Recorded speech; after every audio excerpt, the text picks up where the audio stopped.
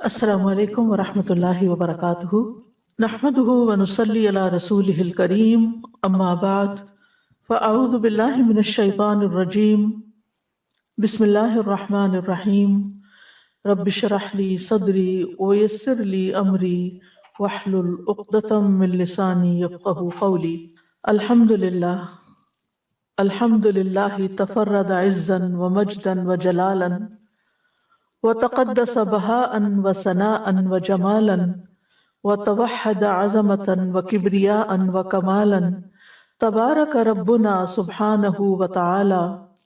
ہر قسم کی تعریف اللہ کے لیے ہے، سب تعریف اللہ کے لیے ہے جو عزت اور غلبے، بزرگی اور جلال اور بڑائی میں اکیلا ہے، اور وہ پاک ذات ہے، رونق میں، روشن ہونے میں، جمال میں، وہ عظمت، بڑائی اور کمال میں اکیلا ہے، اور ہمارا رب سبحانہ و تعالی بہت بابرکت اور بلند ہے۔ اللہم صلی علی محمد وعلی آل محمد کما صلیت علی ابراہیم وعلی آل ابراہیم انک حمید مجید۔ اللہم بارک علی محمد وعلی آل محمد کما بارکت علی ابراہیم وعلی آل ابراہیم انک حمید مجید۔ صبح شام کی دعاؤں کے سلسلے میں آج ہم معوذات کے بارے میں پڑھیں گے۔ معوذات کا معنی ہوتا ہے قل هو اللہ احد، قل اعوذ برب الفلق اور قل اعوذ برب الناس۔ جب صرف سورۃ الفلق اور الناس ہوتی ہے تو اس کو کہتے ہیں معوذتین، لیکن جب قل هو اللہ یعنی تیسری سورت بھی ساتھ شامل ہوتی ہے تو اس کو کہتے ہیں معوذات، یعنی وہ صورتیں جن کے ذریعے اللہ تعالیٰ کی پناہ طلب کی جاتی ہے۔ معوذات کی اپنی ایک فضیلت ہے جو احادیث سے ہمیں پتہ چلتی ہے، خاص طور پر سورۃ الفلق اور الناس کی۔ رسول اللہ صلی اللہ علیہ وسلم نے فرمایا، کیا تم نہیں دیکھتے کہ آج کی رات ایسی آیات اتری ہیں کہ ان کی مثل کبھی دیکھی نہیں گئی، اور وہ قل اعوذ برب الفلق اور قل اعوذ برب الناس ہیں۔ اسی طرح مسند احمد کی ایک روایت میں آتا ہے، ابن عابس الجہنی روایت کرتے ہیں کہ رسول اللہ صلی اللہ علیہ وسلم نے ان سے فرمایا، اے ابن عابس، کیا میں تمہیں تعوذ کے سب سے افضل کلمات کے بارے میں نہ بتاؤں، یعنی جن سے کوئی پناہ لے، جن سے تعوذ کرنے والے تعوذ کرتے ہیں، یعنی پناہ لینے والے پناہ لیتے ہیں۔ میں نے عرض کیا، یا رسول اللہ کیوں نہیں؟ تو آپ نے فرمایا، یہ دو صورتیں ہیں، قل اعوذ برب الفلق اور قل اعوذ برب الناس۔ جو شخص صبح و شام ان کو 3 بار پڑھتا ہے وہ اسے ہر چیز سے کافی ہو جاتی ہیں۔ معاذ بن عبداللہ بن خبیب اپنے والد سے روایت کرتے ہیں، انہوں نے بیان کیا کہ ہم ایک بارش والی سخت اندھیری رات میں نکلے، جبکہ ہم رسول اللہ صلی اللہ علیہ وسلم کو ڈھونڈ رہے تھے کہ وہ ہمیں نماز پڑھائیں۔ آپ دیکھیں کہ جب بادل آ جاتے ہیں اور بارش شروع ہو جاتی ہے تو ہر طرف اندھیرا، اور رات بھی اندھیری ہو تو پھر اندھیرے پر اندھیرا ہو جاتا ہے۔ تو صحابہ پریشان ہوئے کہ تو نماز پڑھانے کا وقت ہے اور نبی صلی اللہ علیہ وسلم کہیں پر بھی نظر نہیں آ رہے، تو کیا ہوا؟ تو وہ اسی بارش میں باہر نکل گئے اور ڈھونڈنے لگ گئے آپ کو۔ تو وہ کہتے ہیں کہ ہم نے آپ کو پا لیا۔ تو آپ نے فرمایا، کیا تم نے نماز پڑھ لی ہے؟ تو میں نے کچھ نہ کہا۔ تو آپ نے فرمایا، کہو، تو میں کچھ نہ بولا۔ آپ نے پھر فرمایا، کہو، تو بھی میں کچھ نہ بولا۔ آپ نے فرمایا، کہو، تو میں نے عرض کیا، اللہ کے رسول صلی اللہ علیہ وسلم میں کیا کہوں؟ آپ نے فرمایا، کہو قل هو اللہ احد، پوری سورت، اور معوذتین یعنی قل اعوذ برب الفلق اور قل اعوذ برب الناس۔ صبح اور شام 3 بار یہ کہو تو ہر چیز سے تمہاری کفایت ہو جائے گی، یعنی تم ہر طرح کے شر سے محفوظ ہو جاؤ گے۔ امام شوکانی کہتے ہیں کہ اس حدیث میں دلیل ہے کہ ان صورتوں کی صبح اور شام تلاوت کرنا ہر اس چیز سے کفایت کرتا ہے جس سے انسان ڈرتا ہے، جو بھی اس کے خوف اور وہم اور وسوسے اور اندیشے ہوتے ہیں، خواہ وہ کچھ بھی ہو، تو ان چیزوں سے اللہ تعالیٰ اس کو بچا لیتا ہے۔ جہاں تک سورۃ الاخلاص کا تعلق ہے تو یہ سورت خالصتاً اللہ تعالیٰ کی صفات اور پاکی بیان کرنے پر مشتمل ہے۔ یعنی جب انسان اس کو پڑھتا ہے تو انسان اپنی توحید کو خالص کرتا ہے کہ میں اے رب تجھے اکیلا مانتا ہوں اور سب سے بڑا مانتا ہوں۔ قل هو اللہ احد میں آپ دیکھیے اللہ تعالیٰ اپنی ربوبیت میں، الوہیت میں، الہ ہونے میں، تمام اسماء و صفات میں اکیلا ہے، کسی صفت میں اس کا کوئی شریک نہیں۔ اللہ الصمد، الصمد کے بارے میں 3 اقوال ہیں۔ الصمد وہ سردار جس کی طرف لوگ قصد کر کے جائیں جس سے بڑا کوئی سردار نہ ہو، یعنی سب سے بڑا سردار۔ الصمد وہ جو نہ کھاتا ہو نہ پیتا ہو۔ الصمد وہ جو بے نیاز ہو، کسی کا محتاج نہ ہو۔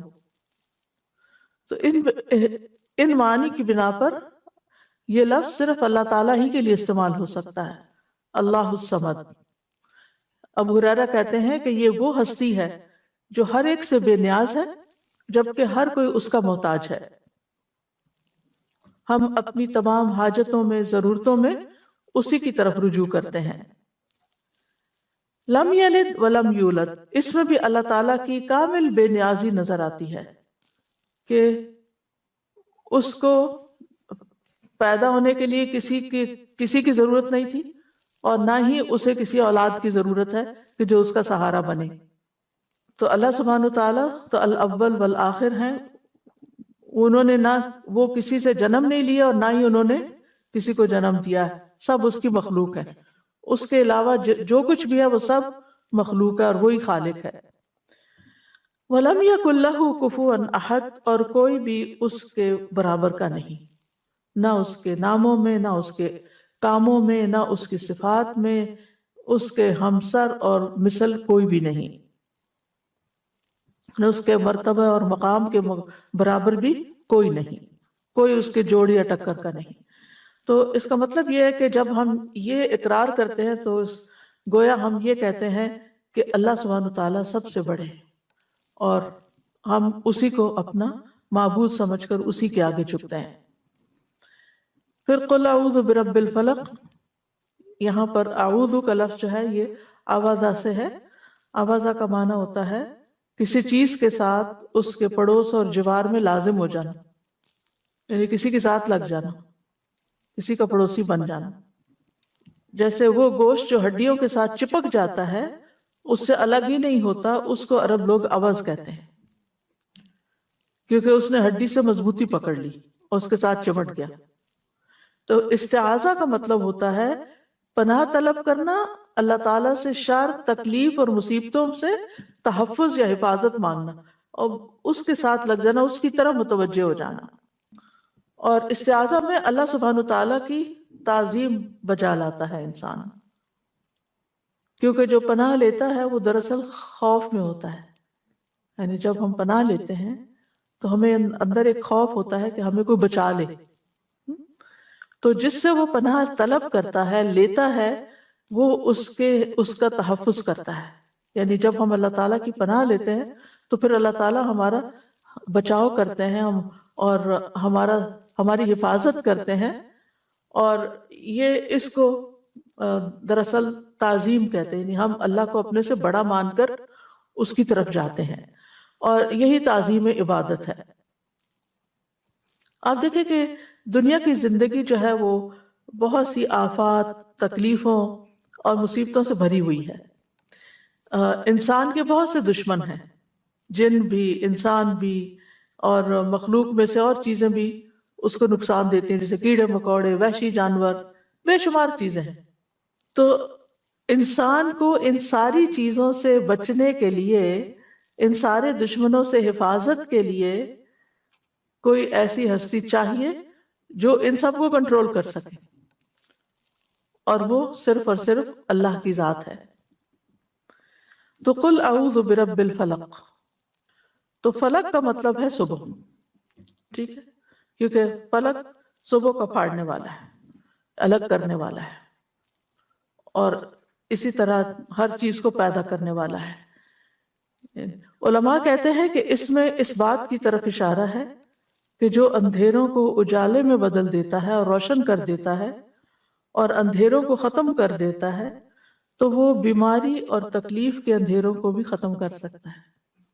یعنی جو ہستی، جو رب رات کو دن میں بدل دیتا ہے، وہ میرے دل کے غموں اور اندھیروں کو بھی دور کر کے اس کو روشن کر سکتا ہے، میرے دل کو بھی سکون عطا کر سکتا ہے۔ من شر ما خلق، ہر چیز کے شر سے جو اس نے پیدا کی، یعنی کسی بھی قسم کا شر، چاہے انسانی ہو یا حیوانی ہو یا جناتی ہو، یا پھر کوئی بجلی کا کڑکا ہو، یا کسی جانور سے متعلق ہو، یا آندھی ہو، طوفان یا پانی ہو، کچھ بھی ہو، دنیا اور آخرت دونوں میں ہر طرح کے شر سے بچانے والا صرف اور صرف اللہ ہی ہے۔ اب یہاں من شر ما خلق، اور اس کا مطلب کیا ہے کہ ہر وہ چیز جو اللہ نے پیدا کی اس کے اندر شر بھی ہے، تو مطلب یہ ہے کہ اس کا یہ مطلب نہیں کہ ہر چیز کے اندر شر ہے، بلکہ جن چیزوں کے اندر شر ہے ان سے پناہ مانگے۔ جیسے اب فرشتے ہیں تو ان میں تو کوئی شر نہیں، ٹھیک ہے نا، اسی طرح انبیاء ہیں ان میں بھی شر نہیں، جنت ہے اس میں بھی شر نہیں، لیکن عام روزمرہ زندگی میں جو چیزیں ہمیں نظر آتی ہیں بعض اوقات اچھی بھی نظر آتی ہیں، لیکن ان کے اندر بھی ہمارے لیے بعض اوقات تکلیفیں ہوتی ہیں۔ وَمِن شَرِّ غَاسِقٍ إِذَا وَقَبَ، اور رات کی تاریکی یا اندھیرے کے شر سے جب وہ چھا جاتا ہے، کیونکہ اندھیرے میں کچھ نظر نہیں آتا، تو بہت سی تکلیف دینے والی چیزیں جو ہیں وہ اس وقت ظاہر ہو جاتی ہیں اور انسان کی طرف آتی ہے تو انسان ان سے بچ نہیں سکتا۔ رات کے اندھیر، شام کے وقت ہی جنات کا غلبہ بھی ہوتا ہے، چور ڈاکو وغیرہ بھی اسی وقت حملہ آور ہوتے ہیں۔ امام ابن قیم کہتے ہیں کہ رات اندھیرے کا مقام ہے، اور اس اندھیرے میں انسانوں اور جنات کے شیاطین اتنا غلبہ پاتے ہیں جتنا وہ دن کو نہیں پا سکتے، کیونکہ دن نور ہے اور شیطان کا زور اندھیروں میں ہے، اور وہ اندھیرے والی جگہوں میں چلتا ہے، اور ان لوگوں پر اس کا زور چلتا ہے جن کے دلوں میں اندھیرا ہے اور وہ تاریکی والے ہیں، یعنی شیطان انہی کو کنٹرول کر پاتا ہے۔ اسی وجہ سے رات کو جادو کا زیادہ غلبہ ہوتا ہے، رات کو اس کی تاثیر بڑھ جاتی ہے، تو لوگ جو جادو کرتے ہیں وہ رات کے وقت قبرستان جا کے غلط کام کرتے ہیں اور مختلف طرح کی چیزیں دباتے ہیں وہاں۔ اب یہاں پر بات اندھیرے کی ہو رہی ہے اور پناہ مانگی جا رہی ہے رب الفلق سے، تو مطلب یہ ہے کہ روشنی جب ہوگی اللہ کے کلام سے تو پھر شر یا باطل کا جتنا بھی کلام ہے اس کا جو اندھیرا اور شر ہے وہ دور ہو جائے گا، اور ہر فسادی جو ہے وہ ختم یعنی چلا جائے گا۔ جیسے جو ہی صبح ہوتی ہے تو جو بھی ایسی چیزیں ہوتی ہیں وہ ساری کوئی سرنگوں میں گھس جاتی ہیں، کوئی پہاڑوں کی کھو میں گھس جاتی ہیں، کوئی کہیں اور غائب ہو جاتی ہیں، یعنی انسانوں کے سامنے نہیں رہتی۔ کیڑے مکوڑے بھی اپنے بلوں میں چلے جاتے ہیں، شیاطین جو راتوں کو پھیلتے ہیں وہ بھی کہیں سمٹ جاتے ہیں جا کے۔ تو یہاں پر اللہ تعالیٰ نے اپنے بندوں کو ایک طرح سے حکم دیا ہے کہ وہ نور کو طلب کریں تاکہ اندھیروں کا مقابلہ کر سکیں۔ اللہ تعالیٰ نے اپنی کتاب میں قرآن مجید کو بھی نور کہا ہے، اللہ ولی الذین آمنوا یخرجہم من الظلمات الی النور، اللہ ایمان والوں کا دوست ہے، انہیں اندھیروں سے روشنی کی طرف نکال لے جاتا ہے۔ تو ایمان نور ہے جبکہ کفر اور شرک اندھیرا ہے۔ پھر فرمایا وَمِن شَرِّ النَّفَّاثَاتِ فِي الْعُقَدِ، اور جادوگر عورتوں کے شر سے جو اپنے جادو سے گروہ میں پھونک مار کے مدد لیتی ہیں، یعنی جادوگروں یا جادوگرنیوں دونوں کے لیے استعمال ہوتا ہے۔ نفاثات، نفاثہ کی جمع ہے جو مؤنث بھی ہو سکتی ہے اور مبالغے کا صیغہ بھی ہو سکتا ہے، بہت زیادہ پھونکے مارنے والے جن کا کام ہی یہی ہے۔ وَمِن شَرِّ حَاسِدٍ إِذَا حَسَدَ، اور حاسد کے شر سے جب وہ حسد کرے۔ حاسد وہ ہوتا ہے جو دوسرے کی نعمت اور خوشحالی کو نہیں دیکھ سکتا اور اس کے ختم ہونے کی آرزو کرتا ہے، دعا یعنی تمنا کرتا ہے کہ دوسرے سے نعمت ختم ہو جائے۔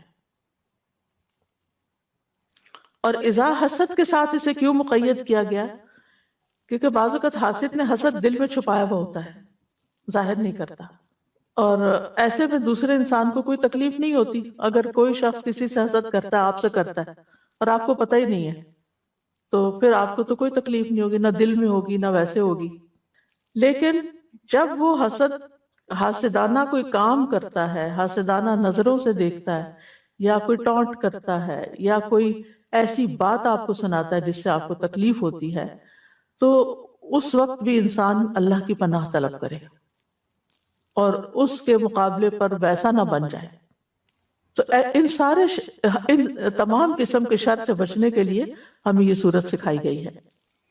پھر سورۃ الناس ہے، قل اعوذ برب الناس، کہہ دیجئے میں انسانوں کے رب کی پناہ لیتا ہوں، ملک الناس، انسانوں کے بادشاہ کی، کیونکہ عام طور پر جب کسی کو کوئی پرابلم ہوتا ہے تو بادشاہوں کی طرف، بڑوں کی طرف جاتے ہیں، تو ہم سب سے بڑے بادشاہ کی طرف جاتے ہیں۔ الہ الناس، لوگوں کے معبود، یعنی اللہ سبحانہ وتعالیٰ کی پناہ لیتے ہیں۔ تو ان تینوں میں اللہ تعالیٰ کی توحید اور اللہ تعالیٰ کی ملکیت یعنی بادشاہت اور توحید الوہیت کا ذکر ہے، اور ان چیزوں سے وسوسوں کے شر سے پناہ لینے کی بات ہے۔ آپ دیکھیں کہ پہلی صورت میں کتنی طرح کے شر تھے، لیکن اس صورت میں صرف وسوسوں کا شر ہے۔ تو اس سے کیا پتہ چلتا ہے کہ انسان کے سب سے بڑے دشمن اس کے اپنے ہی وسوسے ہیں جو اس کے دل میں آتے ہیں، چاہے اس کے اپنے نفس کی طرف سے آتے ہیں، کسی انسان کی طرف سے آتے ہیں، یا کسی شیطان کی طرف سے آتے ہیں۔ یہ جتنے نیگیٹو تھاٹس ہوتے ہیں جن کی کوئی بنیاد ہی نہیں ہوتی، کوئی اصل ہی نہیں ہوتی، یہ سب وسوسوں ہی کی شکل ہوتی ہے۔ یعنی کوئی ایک ایسی تکلیف دہ بات دل میں آ گئی، پھر ادھر سوچ سوچ اس سے انسان باہر نہیں نکل پاتا۔ اس کو بریک کرنا ضروری ہوتا ہے، اور اس کے لیے سب سے اہم ترین چیز ہے اللہ تعالیٰ کی پناہ لینا، اللہ سے مدد مانگنا۔ اور پھر شیطان کا وسوسہ کیا ہے کہ وہ لوگوں کے دل میں برا خیال ڈالتا ہے، اور بعض اوقات وہ شر یہ ہوتا ہے کہ انسان کو برائی کو خوبصورت بنا کے پیش کرتا ہے اور انسان اس کے جال میں آ جاتا ہے۔ یعنی چیز خراب ہے، غلط ہے، لیکن وہ اس کو اتنا خوبصورت بنا کے پیش کرے گا کہ انسان بھول ہی جاتا ہے کہ مجھے اس کام سے روکا گیا، مجھے یہ کرنا نہیں چاہیے، لیکن وہ اس کو اتنا اٹریکٹیو بنا دیتا ہے کہ انسان اس کے پیچھے چل پڑتا ہے، اور بعض اوقات اپنا مال، اپنا وقت، اپنی بہت ساری چیزیں اس کے پیچھے لگا کے ضائع کر دیتا ہے۔ تو یاد رکھیے کہ جو وسوسہ ڈالتا ہے اس کا طریقہ یہ ہے کہ وہ آتا ہے، خیال ڈال کے چلا جاتا ہے، پھر دیکھتا ہے کہ یہ ذرا بھولنے لگا، وہ دوبارہ آ جاتا ہے۔ پھر اسی لیے فرمایا کہ وسواس الخناس، جو پلٹ پلٹ کے آتا ہے، یعنی انسان کو چھوڑتا ہے ہی نہیں۔ انسان اور شیطان کی یہ جنگ جو ہے یہ مرتے دم تک ہے۔ جب انسان کی موت آتی ہے تو اس وقت بھی وہ آ کے دل میں برے خیال ڈالتا ہے کہ تم کیسے کہتے ہو رب رحمان ہے جب تم کو اتنی تکلیف میں ہو، ایسی بیماری میں ہو، اور انسان کو پاگل کر دیتا ہے برے خیالات ڈال ڈال کے اس کے، کیونکہ جب اسپرٹس لو ہوتی ہے نا، جب انسان فزیکلی ویک ہوتا ہے تو وسوسوں کی برمار بھی اور آ جاتی ہے۔ جب انسان ہیلدی ہوتا ہے، جب انسان کی کمپنی اچھی ہوتی ہے، جب انسان کا قرآن کے ساتھ تعلق ہوتا ہے، تو یہ سارا اس کے لیے قلعہ بن جاتا ہے۔ کل جیسے میں نے ذکر کے فائدے بتائے تھے کہ وہ ہمارے لیے قلعے کی طرح کام کرتے ہیں۔ جب ہم اس قلعے میں ہوتے ہیں، فورٹ میں ہوتے ہیں، تو شیطان اس کے اندر نہیں آ پاتا، اسے بہت مشکل پڑتی ہے۔ لیکن جب ہم ان اذکار کو نہیں کرتے، یہ صورتیں نہیں پڑھتے، تو پھر کیا ہوتا ہے؟ شیطان کو خوب موقع مل جاتا ہے حملہ آور ہونے کا۔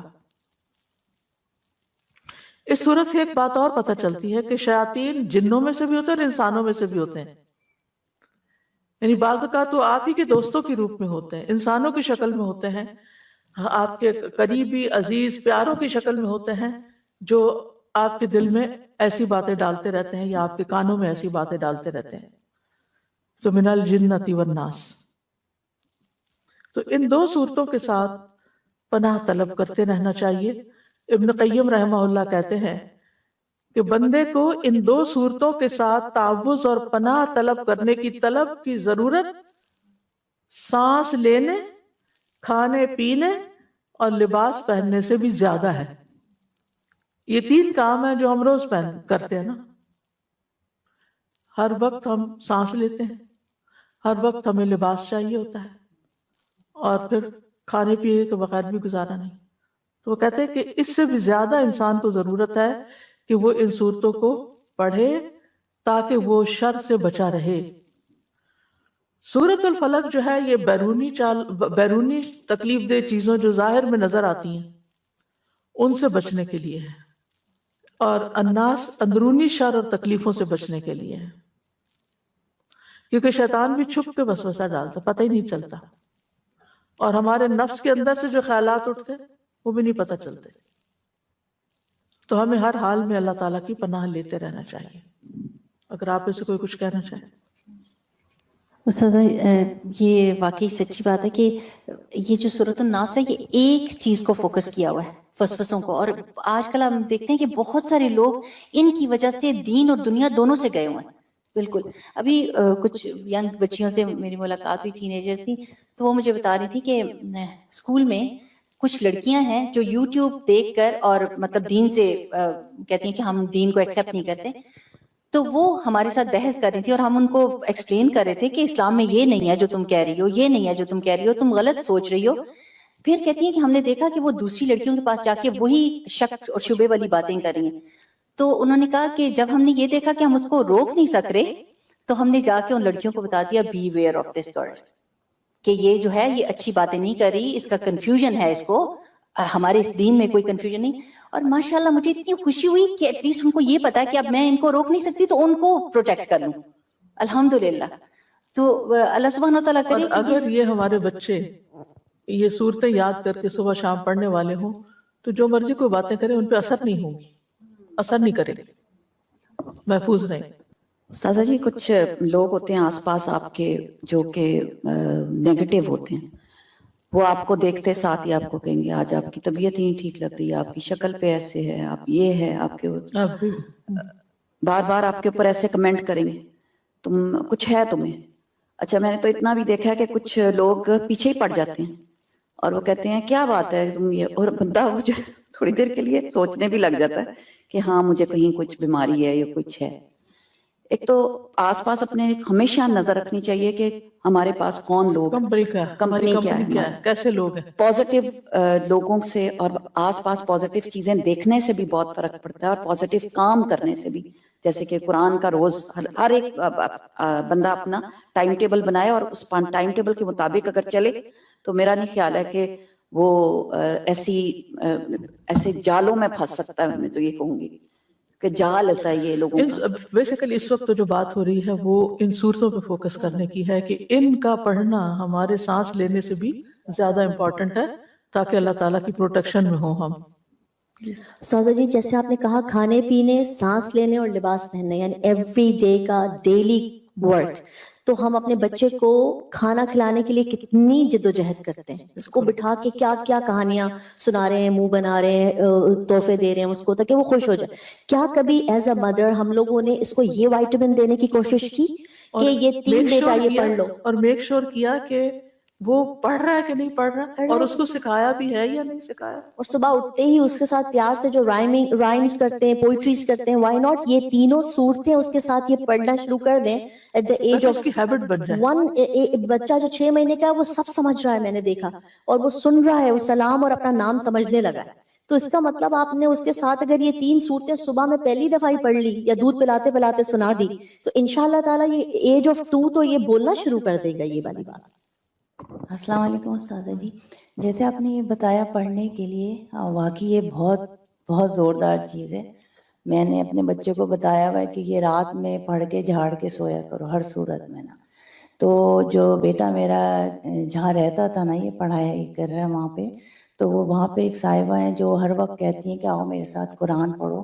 بہت لوگ اٹیچ ہو گئے ان سے نا، لیکن وہ یہ والی بات ہر وقت کہتی ہیں، وسوسہ ڈالتی کہ سنتوں کا کوئی ذکر نہیں ہے، کچھ بھی نہیں ہے، اور یہ قرآن اللہ کے ہاں سے آیا اور سنا. تو وہ میرا بیٹا ہمیشہ ہی کہتا ہے وہی بات کہ انسان بھی وسوسے ڈالتے ہیں. کہتا امی مجھے لگتا ہے یہ مینٹل کیس ہے، اور وہ ہمیشہ اسی بات میں کہتا ہے کہ یہ میرا دل نہیں مانتا. تو مجھے لگتا ہے قل اللہ قل اعوذ برب الفلق اس سے بچتے ہیں نہیں بچے ماشاءاللہ سے.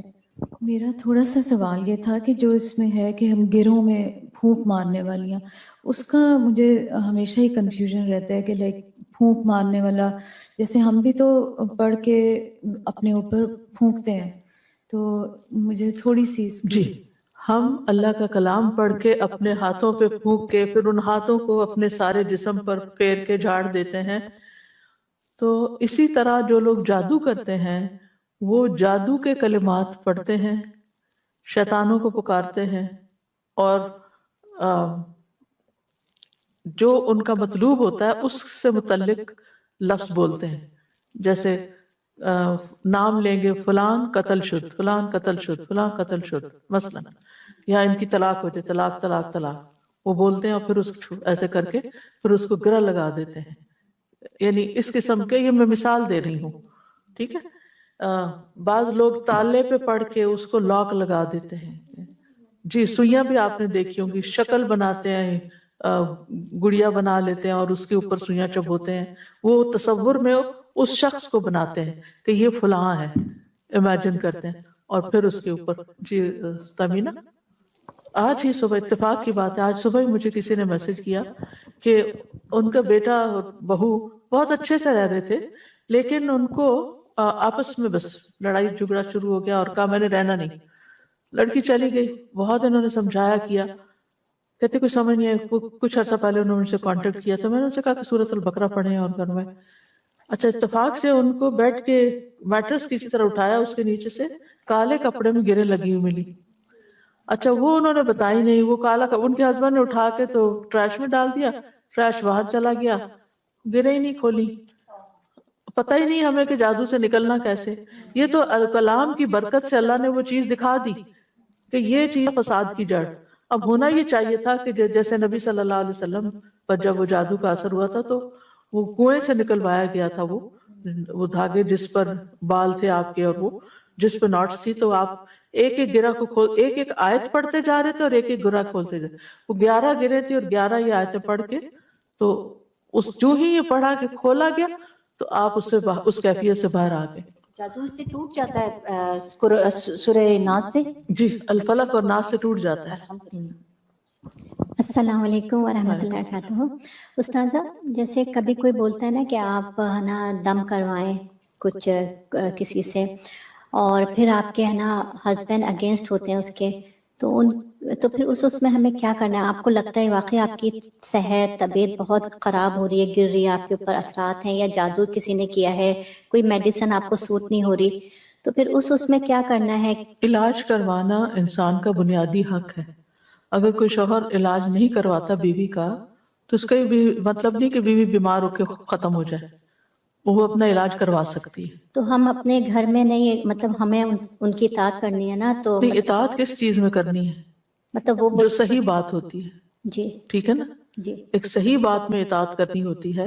لیکن اگر کوئی ایسی بات ہے کہ جو آپ کی جان مال عزت کے خلاف جا رہی ہے تو اس میں تو اطاعت نہیں کرنی ہوتی.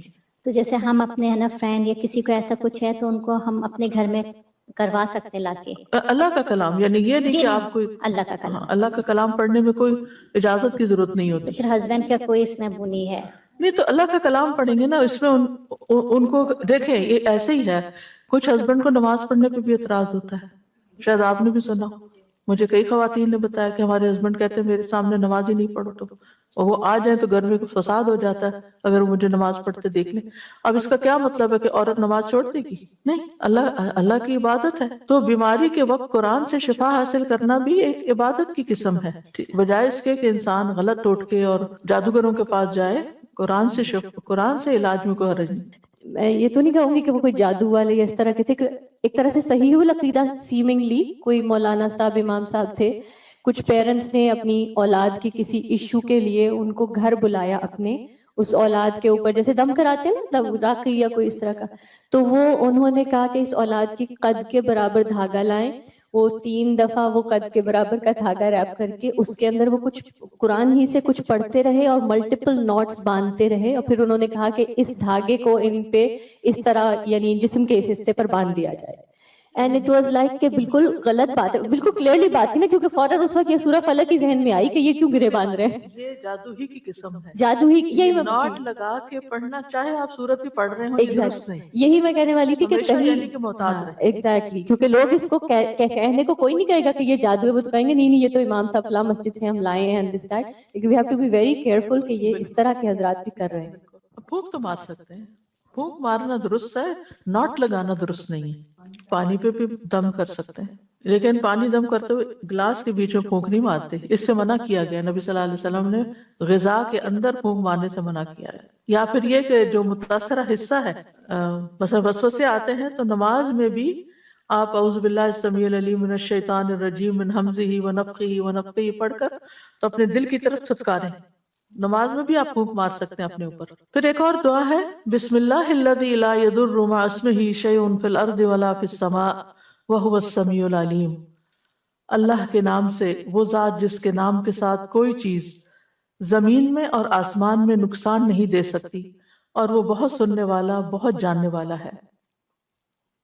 یہ ایک بہت ہی خوبصورت دعا ہے جو ناگہانی آفات سے بچنے کے لیے صبح و شام پڑھنے کے لیے کہا گیا ہے.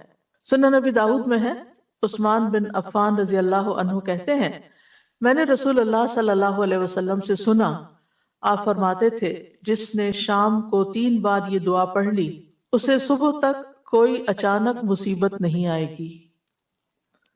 یہی دعا بسم اللہ الذی لا یضر آخر تک. اور جس نے صبح کے وقت یہ دعا 3 بار پڑھ لی اسے شام تک کوئی اچانک مصیبت نہیں آئے گی. راوی کہتے ہیں کہ اس حدیث کو روایت کرنے والے ابان بن عثمان کو فارج ہو گیا. ابان حضرت عثمان کے بیٹے تھے. تو جو حدیث سن رہا تھا وہ بڑا حیران ہوا اور ان کو حیرانی سے دیکھنے لگا، اور جو فالج زیادہ حصہ ہوگا خاص طور پہ اس کو کہ بھئی یہ کیا ہے، پھر تم کہتے ہو کہ اچانک مصیبت نہیں آئے گی، یعنی اچانک کوئی بیماری نہیں آئے گی، اچانک کوئی شر نہیں آئے گا، تو پھر یہ فالج کیسے ہو گیا؟ انہوں نے کہا کیا ہوا، مجھے کیا دیکھتے ہو؟ اللہ کی قسم میں نے عثمان رضی اللہ عنہ پر جھوٹ نہیں بولا کہ ان کے ریفرنس سے میں نے بات کی ہے کہ انہوں نے مجھے بتایا، اور نہ ہی عثمان رضی اللہ عنہ نے نبی صلی اللہ علیہ وسلم پر جھوٹ بولا. لیکن جس دن مجھے یہ فالج ہوا اس دن میں غصے میں تھا اور یہ کلمات پڑھنا بھول گیا تھا. تو اس سے یہ پتہ چلتا ہے کہ اگر آپ چھوڑ دیتے ہیں ایک دن بھی تو نقصان ہو سکتا، نہ بھی ہو، ضروری بھی نہیں، لیکن موسٹ پروبیبلی کوئی مصیبت آ بھی سکتی ہے. جی ہاں، یعنی جب تقدیر نے نافذ ہونا ہو تو انسان بھول بھی جاتا ہے. تو بسم اللہ، اللہ کے نام کے ساتھ پناہ لیتا ہوں. لا یضر مع اسمہ شیء فی الارض، یعنی اللہ کا نام لینے سے کوئی چیز زمین میں نقصان نہیں دیتی. یعنی جو اللہ کے نام کو اپنے ساتھ رکھتا ہے، اللہ کے نام کا ورد کرتا رہتا ہے، اپنے لیے لازم کرتا ہے، اس کو کوئی چیز نقصان نہیں دیتی. یعنی اللہ کے نام سے، اللہ کے نام کی برکت کی وجہ سے کوئی چیز نقصان نہیں پہنچا سکتی، نہ زمین میں نہ آسمان میں. زمین میں تو بہت ساری طرح طرح کی مصیبتیں ہیں، اور آسمان سے یعنی اوپر بلندی سے بارش اتر سکتی ہے، زیادہ برف پڑ سکتی ہے، اولے پڑ سکتے ہیں، بجلی کڑک کے گر سکتی ہے، یعنی کوئی بھی چیز اوپر سے اچانک آ سکتی، یا ہوا کوئی چیز اڑا کے آپ کے اوپر لا کے گرا سکتی، اینی تھنگ. تو نہ اوپر سے نہ نیچے سے کوئی چیز نقصان نہیں دیتی. وَهُوَ السَّمِيعُ الْعَلِيمُ، اور وہ ہر چیز کو سننے والا، سارے اقوال کو اور سارے افعال ہمارے خوب جاننے والا ہے. تو یہ دعا ان اذکار میں سے ہے جن کی ہر مسلمان کو صبح و شام پابندی کرنی چاہیے تاکہ اللہ کے حکم سے اچانک پہنچنے والی مصیبتوں، بلاؤں اور تکلیفوں اور نقصان سے انسان محفوظ رہ سکے. امام قرطبی کہتے ہیں کہ یہ حدیث صحیح ہے، صادق و امین صلی اللہ علیہ وسلم کی ہے. اس پر ہمیں دلیل اور تجربے ہر 2 طرح سے اطمینان ہے. دلیل تو یہ ہے کہ یہ ثابت صحیح حدیث ہے، اور تجربہ، ایکسپیرینس بھی کیا انہوں نے. وہ کہتے ہیں کہ جب میں نے یہ روایت سنی تھی، جب سے میں نے یہ روایت سنی تھی تو میں پابندی سے اس کو پڑھتا تھا. پھر جب مجھ سے چھوٹ گئی تو مدینہ میں ایک رات مجھے بچھو نے کاٹ لیا. جب میں نے خوب سوچ بچار کی تو مجھے یاد آیا کہ میں نے یہ کلمات نہیں پڑھے تھے. تو یاد رکھیے کہ اس میں اصل جو حفاظت کا سبب ہے وہ اللہ کا نام ہے. بسم اللہ الذی لا یضر، اللہ کا نام لیا جائے تو کوئی چیز نقصان نہیں دیتی. اس لیے ہمیں کھانا کھاتے ہوئے، پانی پیتے ہوئے، اب آپ دیکھیں اکثر ہم سنتے اور پڑھتے اور دیکھتے رہتے ہیں کہ ہر دوسرا بندہ یہ بات کر رہا ہوتا ہے کہ اب یہ پانی میں کلورین ہے، تو فلاں فوڈ میں کیمیکلز ہیں، تو ویجیٹیبلز کھائے تو ان کے اندر بھی بہت سے وہ جس طرح گرو کی جاتی ہیں ان میں پتہ نہیں کیا کچھ ہے. اگر آپ گوشت کھاتے ہیں تو اس کے اپنے نقصان ہیں، اور یعنی طرح طرح کے کوئی چیز مجھے لگتا نہیں کہ حلال طیب کی فل کیٹیگری میں آتی ہو. ہر چیز کے اندر کچھ نہ، پھر انسان کہاں جائے؟ کسی اور پلانٹ پہ تو نہیں جا سکتا. اگر آپ یہ کہیں نا کہ آپ یہاں سے کسی ولیج میں چلے جائیں، تو ولیج میں جو اگایا جاتا ہے وہ اسی طریقے کھادیں ڈال رہے ہیں، طرح طرح کے کیمیکل ڈال رہے ہیں، اسپرے کر رہے ہیں. یعنی ولیج ہو، ہاں زیادہ سے زیادہ یہ ہو سکتا ہے کہ آپ کا کچن گارڈن ہو، لیکن اس میں بھی جو سوائل آپ لا کے ڈالیں گے اس کے آلریڈی اس کے اندر کچھ پیسٹی سائڈز ہوں گی. تو اس لیے کوئی بھی چیز بچی ہوئی نہیں ہے. آپ پھر کریں کیا؟ جو کھائیں پیئیں اس پر اللہ کا نام لے لیں. اور اگر کسی چیز کے بارے میں زیادہ شک ہو تو پوری دعا پڑھ لیں، بسم اللہ الذی لا یضر مع اسمہ شیء فی الارض ولا فی السماء وهو السمیع العلیم. خاص طور پہ کوئی دوائی وغیرہ کھا رہے ہیں یا کوئی انجیکشن لگا رہے ہو کہ آپ کو اس کے سائیڈ ایفیکٹس کا خوف ہے، یا آپ سرجری کے لیے جا رہے ہیں، یا مطلب کوئی بھی چیز جس سے آپ کو خوف ہے، خطرہ ہے، وہم ہے، تو آپ اس سے بچنے کے لیے یہ دعا پڑھ لیں. میٹھا پسند ہے تو اس کو اسے کھاتے ہوئے بھی پڑھ لیا کریں. اور ویسے بھی اگر ہم بسم اللہ پڑھ لیتے ہیں نا، جس چیز پہ بسم اللہ پڑھ لیتے ہیں اس کے اندر برکت ہو جاتی ہے. اور برکت ہونے کا مطلب تو اس کی خیر نصیب ہوتی ہے، اللہ شر سے بچا لیتے ہیں. جابر بن عبداللہ کہتے ہیں کہ رسول اللہ صلی اللہ علیہ وسلم نے فرمایا، جب تم رات کو کتے کے بھونکنے یا گدھے کے ہینگنے کی آواز سنو تو اللہ کی پناہ طلب کیا کرو، اعوذ باللہ پڑھا کرو، کیونکہ جو کچھ وہ دیکھتے ہیں تم نہیں دیکھتے. جب لوگ سو جاتے ہیں تو باہر نہ نکلا کرو، کیونکہ اللہ عز و جل رات کے وقت اپنی مخلوق میں سے جس کو چاہتا ہے پھیلا دیتا ہے. اور اللہ کا نام لے کر دروازے بند کیا کرو، یعنی اپنے کمرے کا دروازہ بند کر رہے ہو یا گھر کا بند کر رہے ہو، بسم اللہ پڑھ کے کیا کریں، کیونکہ شیطان وہ دروازہ نہیں کھولتا جسے اللہ کا نام لے کر بند کیا گیا ہو. اور مشکوں کو تسمے سے باندھ دو. پہلے زمانے میں وہ لیدر بیگز میں پانی ڈال کے تو وہ درختوں کے ساتھ یا کسی چیز کے ساتھ لٹکا دیتے تھے تاکہ ہوا لگتی رہے، پانی ٹھنڈا رہے. تو اس کو آگے سے پھر باندھ کے تسمے سے تب لٹکاتے تھے، یا رکھتے بھی تھے، ظاہر ہے وہ کہیں بھی رکھے تو پانی نکلے گا. تو جب اس کا منہ بند کریں، بوتل کا ڈھکن بند کریں، فریج بند کریں، بسم اللہ پڑھ لیں. مٹکوں کو ڈھانپ دو، یعنی جس میں سے پانی لے کے پیتے ہو. برتنوں کو اوندا کر دو، کھلے برتن نہیں چھوڑو. یہ حفاظت کے سارے طریقے ہمارے دین نے ہمیں سکھائے ہیں، اور اللہ سے بڑھ کر کون جانتا ہے، جس نے وحی کے ذریعے نبی صلی اللہ علیہ وسلم کو یہ ساری باتیں سکھائیں اور پھر آپ نے ہم تک یہ پہنچائیں. تو ہمارا دین کتنا خوبصورت دین ہے کہ جس میں صرف دین اور آخرت نہیں بلکہ دنیا میں رہنے کے طریقے بھی سکھائے اور دنیا میں حفاظت کے ساتھ رہنے کے طریقے بتا دیے. اگلی دعا ہے اللہم آفنی فی بدنی، اللہم آفنی فی سمعی، اللہم آفنی فی بصری، لا الہ الا انت، اللہم انی اعوذ بک من الکفر والفقر، اللہم انی اعوذ بک من عذاب القبر، لا الہ الا انت. اے اللہ مجھے میرے بدن میں عافیت عطا فرما، اے اللہ مجھے میری سماعت میں عافیت عطا فرما، اے اللہ مجھے میری بصارت میں عافیت عطا فرما، تیرے علاوہ کوئی اور معبود نہیں. اے اللہ میں کفر اور فقر سے تیری پناہ میں آتا ہوں، اے اللہ میں عذاب قبر سے تیری پناہ میں آتا ہوں، تیرے سوا کوئی معبود نہیں. یہ صبح و شام عافیت کی دعا ہے جو پڑھنی چاہیے. عبد الرحمن بن ابو بکرہ رضی اللہ عنہ سے مروی ہے، ایک مرتبہ انہوں نے اپنے والد سے کہا، اے ابا جان، میں آپ کو ہر صبح یہ دعا کرتے ہوئے سنتا ہوں، اللہم عافنی فی بدنی آخر تک، اور آپ یہ بھی کہتے ہیں اللہم انی اعوذ بک من الکفر والفقر آخر تک. انہوں نے فرمایا، ہاں اے میرے بیٹے، بے شک میں نے نبی صلی اللہ علیہ وسلم کو ان کے ساتھ دعا مانگتے ہوئے سنا ہے، اس لیے مجھے ان کی سنت پر عمل کرنا زیادہ پسند ہے. یعنی انہوں نے اور فائدے کچھ نہیں زیادہ بتائے، ان کا کہ میں نے آپ صلی اللہ علیہ وسلم کو پڑھتے ہوئے سنا تو میں بھی پڑھتا ہوں، سنت کو فالو کرتا ہوں، اور باقی فائدے تو اللہ کے حوالے ہیں. جب وہ میں اس کو فالو کروں گا تو فائدے ہی فائدے ہیں. سنت کو یعنی پہلے بھی میں نے یہ بات ذکر کی تھی کہ چاہے اللہ کے کلام سے یا دعاؤں سے آپ نے دنیا کی کسی مصیبت سے بھی بچنا ہو، کسی بیماری سے نکلنا ہو، نیت عبادت کی کرے کہ اللہ میں یہ تیرا ذکر تیری عبادت کی نیت سے کر رہی ہوں، تو اسے قبول کر لے اور مجھے اس مشکل سے نجات دے. اس کا 3 دفعہ صبح و شام 3 دفعہ یہ کلمات دہراتے تھے. تو اللہم آفنی فی بدنی مطلب یہ کہ اللہ مجھے میری ساری جسمانی بیماریوں سے اور آفتوں سے سلامتی دے. آفنی فی سمعی اور آفنی فی بصری، یہ عمومی دعا کے بعد پورے جسم کی دعا کے بعد پھر خاص اعضاء کے لیے دعا ہے، کیونکہ یہ دل کی طرف جانے کے راستے ہیں. کان اور آنکھ دل کی طرف جاتے ہیں، اور دل صحیح ہو تو سارا جسم صحیح ہوتا ہے، اور اگر دل خراب ہو تو جسم بھی بیمار ہوتا ہے. تو اس لیے اللہ سبحانہ تعالیٰ اس کے اندر پائے جانے والے ہر فتنے سے جو آنکھ کے ذریعے اندر جاتا ہے اور کان، اس سے بھی بچائے.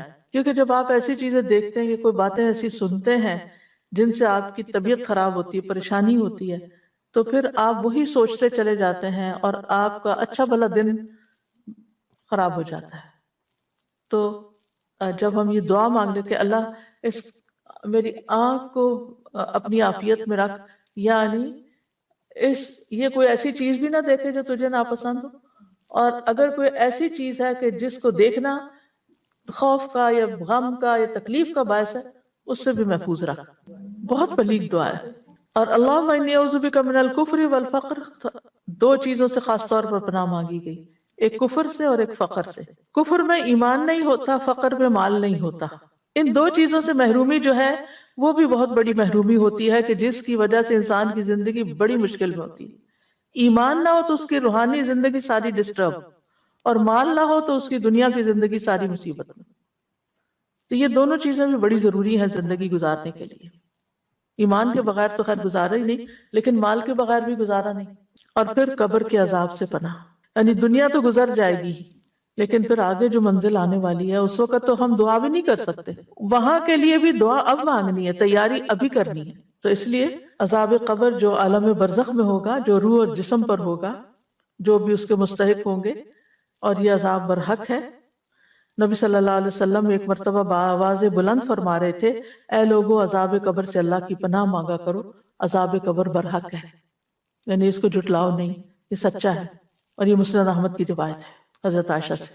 تو اس سے پتہ چلتا ہے کہ انسان کو ہمیں ہمارے دین نے وہ باتیں بتا دی ہیں جو کل ہونے والی ہیں، جن کو معلوم کرنے کا کوئی اور ذریعہ ہے ہی نہیں. مثلا آپ کی آنکھ میں کوئی تکلیف ہو گئی ہے، آپ جائیں آنکھوں کے ڈاکٹر کے پاس، وہ مشینوں سے، لیٹسٹ مشینوں سے چیک کرے گا، ایک ایک چیز کر کے کئی پردوں کے اندر جا کے دیکھ کے بتا دے گا آپ کو کیا مسئلہ ہے. لیکن قبر کے اندر کیا ہو رہا ہے یہ کون بتائے گا؟ کوئی انسان نہیں بتا سکتا، وہ تو اللہ ہی بہتر جانتا ہے. تو اللہ تعالیٰ نے نبی صلی اللہ علیہ وسلم کے ذریعے ہمیں اس مصیبت سے بچنے کے لیے بھی دعا سکھا دی. پھر ایک اور دعا ہے، اللہم انی اسألک العافیۃ فی الدنیا والآخرہ، اللہم انی اسألک العفو والعافیۃ فی دینی و دنیای و اہلی و مالی، اللہم استر عوراتی و آمن روعاتی، اللہم احفظنی من بین یدی و من خلفی وعن یمینی وعن شمالی ومن فوقی واعوذ بعظمتک ان اغتال من تحتی. اے اللہ میں دنیا اور آخرت میں تجھ سے عافیت کا سوال کرتا ہوں. اے اللہ میں تجھ سے اپنی دنیا اور دین اور اپنے اہل خانہ اور مال کے متعلق درگزر اور عافیت کا سوال کرتا ہوں. اے اللہ میرے عیبوں پر پردہ ڈال دے اور خوف سے مجھے امن عطا کر دے. اے اللہ آگے، پیچھے، دائیں، بائیں اور اوپر کی جانب سے میری حفاظت فرما، اور میں تیری عظمت سے تیری پناہ میں آتا ہوں کہ مجھے نیچے سے اچک لیا جائے، یعنی زمین میں دھنسنے سے پناہ چاہتا ہوں. عبداللہ بن عمر رضی اللہ عنہ کہتے ہیں کہ رسول اللہ صلی اللہ علیہ وسلم صبح و شام یہ دعا مانگنا نہیں چھوڑتے تھے، یعنی آپ نے کبھی یہ دعا نہیں چھوڑی تھی. تو اے اللہ کیا دعا ہے؟ اللہم انی اسألک العافیہ، اے اللہ میں تجھ سے عافیت کا سوال کرتا ہوں، یعنی سلامتی اور نجات کا. عافیت کا معنی کیا ہے؟ سلامتی اور نجات. سلامتی کس سے کہ تکلیف آئے نہ، اور نجات کس سے کہ اگر آ گئی ہے تو جان چھوٹ جائے اس سے. پھر دنیا والآخرہ، دنیا میں عافیت یعنی ہر طرح کے مصائب اور شر سے حفاظت، اور آخرت میں عافیت آخرت کی ہر تنگی اور تکلیف سے. کتنی خوبصورت دعا ہے. اس میں بھی صرف دنیا نہیں بلکہ آخرت کو بھی یاد رکھا گیا ہے، کیونکہ مومن کی زندگی میں آخرت دنیا سے کچھ کم نہیں ہوتی. Very important. اللہم انی اسألک العفو والعافیۃ. اب یہاں پر عافیت کے ساتھ عفو کا بھی ذکر کیا گیا اور عافیت دوبارہ پھر مانگی گئی، یعنی مغفرت اور درگزر کرنے کا سوال کرتا ہوں. فی دینی و دنیایا، دین اور دنیا کے متعلق. دینی معاملات میں عافیت سے مراد کیا ہے کہ میں اللہ تعالیٰ کے کسی حکم کی نافرمانی نہ کروں، اور مجھے ہر طرح کی خلاف ورزی سے اور بدعت سے سلامتی نصیب ہو. میں عافیت میں رہوں کہ کہیں اللہ کو ناراض نہ کروں. اور دنیا میں جتنی بھی چیزیں ہیں ان سب کے بارے میں بھی میں یہ چاہتا ہوں کہ اللہ تعالیٰ مجھے میری غلطیوں کوتاہیوں کو معاف کر دے، عفو سے درگزر سے کام لیتا رہے، کیونکہ اگر کسی بھی جگہ اللہ تعالیٰ پکڑ لے تو ہم کیا کر سکتے ہیں، اور پھر ہر طرح کی سلامتی اللہ تعالیٰ عطا کرے۔ وہ اہلی، اہل سے مراد بیوی، اولاد اور رشتہ دار ہیں، اہل خانہ جن کو کہتے ہیں، یعنی ان کو اپنی عافیت میں رکھ کہ وہ بری کمپنی سے بچیں، بری بیماریوں سے بچیں، بہت زیادہ دنیا کی محبت سے بچیں، یعنی ہر وہ چیز جو انہیں نقصان دینے والی ہے اللہ تعالیٰ اس سے بچا لے۔ وہ مالی، اور مال کے اندر عافیت ہو۔ کیا مطلب؟ کہ مال پر کوئی آفت نہ آ پڑے، کیونکہ بعض اوقات ایسا ہوتا ہے کہ انسان کے پاس بہت کچھ ہوتا ہے، اچانک کوئی ایسا حادثہ ہو جاتا ہے کہ کچھ بھی نہیں رہتا، وہاں سے مصیبت آتی ہے جہاں سے انسان سوچ بھی نہیں سکتا۔ پھر اسی طرح مال میں عافیت کیا کہ حلال ہو، حرام کا شائبہ نہ ہو، شکوک و شبہات سے پاک ہو، یعنی جو کماؤں وہ بھی صاف ستھرا ہو اور جو میرے پاس ہے اس کی بھی حفاظت ہو، اس میں بھی عافیت رہے، سلامت رہے، وہ زوال نہ ہو اس کا، ضروریات میں کسی اور کا محتاج نہ ہوں میں۔ اللہم استر، اے اللہ ڈھانپ دے، سطر ڈھانپنے کو کہتے ہیں، یعنی میری حفاظت کر۔ عورتی، عورت کہتے ہیں وہ چیز جس کو ظاہر کرنا شرمناک ہو، مراد ہے گناہ اور عیب، یعنی ہر وہ چیز جس کے ظاہر ہونے پر مجھے شرم آئے آپ اس پہ پردہ ڈال دیں۔ یعنی آپ دیکھیں کہ شاید امام شافعی یہ کس کا قول ہے کہ اگر لوگوں کو ہماری برائیاں پتہ چل جائیں یا ہمارے دلوں کی حالت پتہ چل جائے تو وہ ہمارے جنازہ پڑھنے سے انکار کر دیں، کیونکہ اس نے شیطانوں کے وسوسے اور کیا کیا خیالات بعض اوقات۔ تو اس میں آپ دیکھیے کہ جب انسان اللہ سے دعا مانگتا ہے کہ اللہ مجھے بچا کے رکھ، تو پھر یہ شر کم ہوتا ہے۔ وَآمِن رَوْعَاتِي، اور مجھے ہر اس چیز سے اطمینان اور امن بخش دے جو خوف زدہ کرے، یعنی جو میرے لیے گھبراہٹ کا سبب بنے۔ آمن رواتی، اگر مختلف لوگوں کو دیکھیں تو ان کی گھبراہٹ کی چیز مختلف، کچھ لوگ کراؤڈ سے بڑا گھبراتے ہیں، کچھ لوگ سوشلائزنگ سے گھبراتے ہیں، انسانوں کو فیس نہیں کر سکتے، کچھ لوگ مارکیٹ جانے سے گھبراتے ہیں، کچھ لوگ لفٹ پہ جانے سے گھبراتے ہیں، کوئی لوگ جہاز پہ بیٹھنے سے گھبراتے ہیں، یعنی مختلف طرح کے لوگوں کی مختلف گھبراہٹیں ہیں، فوبیاز ان کو کہتے ہیں۔ جی چھری سے، آگ جلانے سے، اور ریسنٹلی کسی نے کہا کہ مجھے آگ کے قریب جانے سے بہت ڈر، میں کہا خواتین کا تو کیسے اس سے گزارا ہی نہیں، لیکن اب آپ دیکھیں کہ جس کے اندر یہ خوف ہے، اور خاص طور پر گیس کا چولہا تو کہتے جلا ہی نہیں سکتے، تو ایسے ایسے خوف اب یہ کہاں سے آ گئے جو باقیوں میں نہیں ہے، اس ایک بیچارے کے اندر آ گیا کہیں سے۔ تو ایسے ہی ہر ایک کے اندر کسی کسی ایسی چیز کا خوف ہوتا ہے، اور پھر اسی طرح کچھ لوگوں کو ایسے نفسیاتی مرض لگ جاتے ہیں کہ جی شام ہوتے ہی ان کو ڈپریشن ہوتا ہے، موسم تبدیل ہوتا ہے، یا پھر اسی طرح جیسے کوئی کام کر لیتے ہیں تو ان کو وہم رہتا ہے پتہ نہیں کیا یا نہیں، وہم کی بیماری۔ پھر اسی طرح گھر پتہ نہیں لاک کیا کہ نہیں، گاڑی تک جا کے بیٹھ جائیں گے، پھر وہاں سے بیچارے نکلیں گے، پھر آ کے دروازہ چیک کریں گے بند کیا کہ نہیں، پھر جا کے بیٹھیں گے تو پھر خیال آئے گا شاید میں نے صحیح چیک نہیں کیا، پھر دوبارہ جائیں گے۔ کتنی تکلیف میں ہوتے ہیں ایسے لوگ جو مختلف چولہا بند، ہاں بالکل، یعنی ہم سب ان میں سے کسی نہ کسی چیز کا ایکسپیرینس کر رہے ہوتے ہیں۔ وضو کا بھی ہوتا ہے، کوکر کا ہوتا ہے، بند نہیں کر کے پکا سکتے اس کو، جی ہاں ایسے بھی ہوتا ہے۔ اللہ تعالیٰ ہر طرح کے ایسی چیزوں سے بچا کے رکھے۔ تو یہ جو ہے نا وہ آمن رواتی، اللہ جتنی چیزیں مجھے گھبراہٹ میں ڈالتی ہیں ان سب سے مجھے نجات دے، امن دے دے۔ پیس، آمن امن سے ہے نا، مجھے پیس عطا، یعنی اطمینان قلب نصیب کر دے۔ کتنی خوبصورت دعا ہے، اور صبح شام پڑھنے کے لیے جی ہر چیز اس میں کور ہو رہی ہے۔ اب سوچتے نہیں نا کہ کیا مانگ رہے ہیں، کبھی ہم نے سوچا آمن رواتی پڑھ کے کیا کہا ہم نے؟ بالکل بہت ساری چیزوں میں ہر ایک بندے کو کچھ نہ کچھ اس قسم کا شبہ شک رہتا ہے۔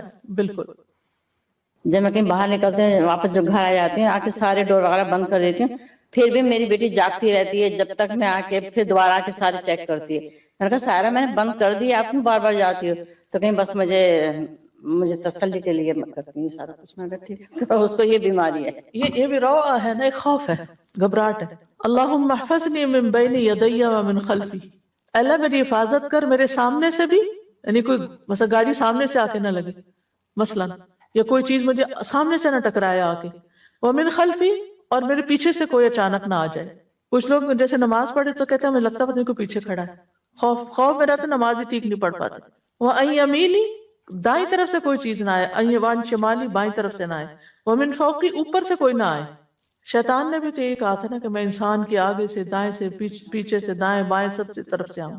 وہ اوپر کا اس نے نہیں کہا تھا کہ جس بندے پہ اللہ کی رحمت ہوتی ہے، جسے کوئی بجلی گرتی ہے یا کوئی چھت گر سکتی ہے، کوئی بھی چیز. یعنی کچھ لوگوں کو ہمیشہ پنکھا چلانے میں ڈر لگتا کہ یہ پنکھا میرے اوپر نہ آ جائے. اور پھر وَأَعُوذُ بِعَظَمَتِكَ أَنْ أُغْتَالَ مِنْ تَحْتِي، اور میں تیری عظمت، تیری قوت اور تیری طاقت کے ساتھ حفاظت اور پناہ طلب کرتا ہوں کہ مجھے زمین میں دھنسا نہ دیا جائے، کہیں میں ہلاک نہ ہو جاؤں. اب دیکھیں کہ ساری جو سمتیں ہیں، ڈائریکشنز ہیں، ان میں ان کا نام لیا گیا، لیکن جو تحت ہے زمین جس سے ہم کہیں بھاگ نہیں سکتے. اوپر اگر ہمیں ڈر لگے نا کہ یہ کوئی چیز گرنے والی، تو ہم کیا کرتے ہیں؟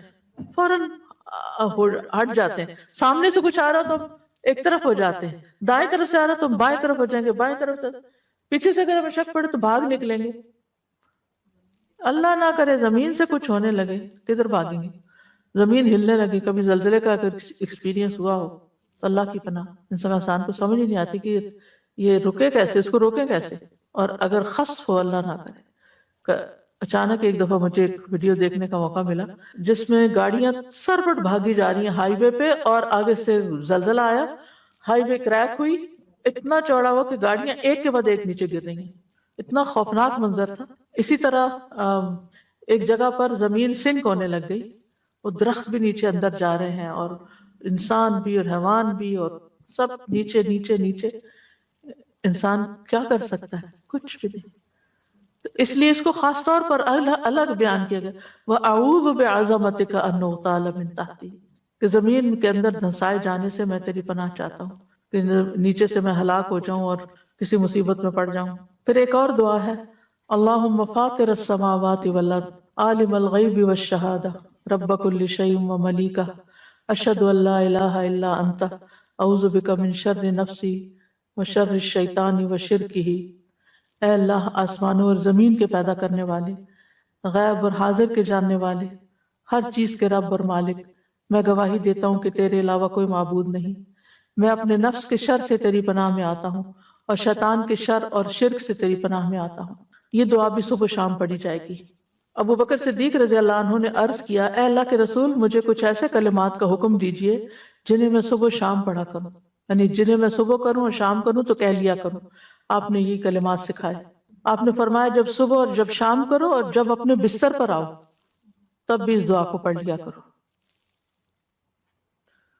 اب آپ دیکھیے کہ نبی صلی اللہ علیہ وسلم اپنے دوست، اپنے بہت عزیز دوست حضرت ابو بکر کو یہ دعا سکھا رہے ہیں.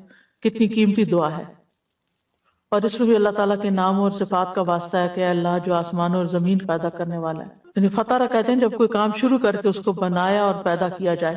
پھر عالم الغیب ہے، یعنی سب چیزوں کو جاننے والا ہے جو ابھی وجود میں بھی نہیں آئی، غیب میں ہے. شہادہ کہتے ہیں، عالم الغیب والشہادہ، شہادہ کہتے ہیں جو سامنے نظر آ رہا ہو، جس کو دیکھ سکیں آپ. اور ایک اور قول ہے کہ غیب وہ ہے جو بندوں کی نظروں سے اوجھل ہے، اور شہادہ وہ ہے جس کو وہ دیکھتے ہوں. اور اسی طرح کہا گیا کہ غیب پوشیدہ اور شہادہ ظاہر. اسی طرح کہا گیا غیب سے مراد آخرت اور شہادہ سے مراد دنیا. پھر اسی طرح ایک معنی یہ بھی کیا گیا کہ جو پہلے ہو چکا گون، اور جو اب آگے آنے والا ہے. اور پھر اس میں رب کل شیء، جو رب ہے ہر چیز کا، وہ ملیک ہو اور اس کا مالک، اس کی پناہ لیتا ہوں من شر نفسی، اپنے ہی نفس کے شر سے. اب اس کا خاص طور پر نفس کا ذکر آ گیا یہاں، کیونکہ ان النفس لامارۃ بالسوء، نفس انسان کو بہت زیادہ برائیوں کا حکم دیتا ہے، دنیا کی فنا ہونے والی لذتوں کی طرف لے جاتا ہے اور آخرت کو بلوا دیتا ہے. وشر الشیطان، اور شیطان کے شر سے، وشرک ہی، اور اس کے شرک سے، یعنی جس کا وہ حکم دیتا ہے. اسی طرح اس کو شرک ہی بھی پڑھا گیا ہے. شرک جال کو کہتے ہیں جس سے مچھلی یا پرندے وغیرہ کا شکار کیا جاتا ہے. تو شیطان کا بھی ایک جال ہوتا ہے جس سے وہ انسانوں کا شکار کرتا ہے. دونوں طرف سے پڑھ سکتے ہیں.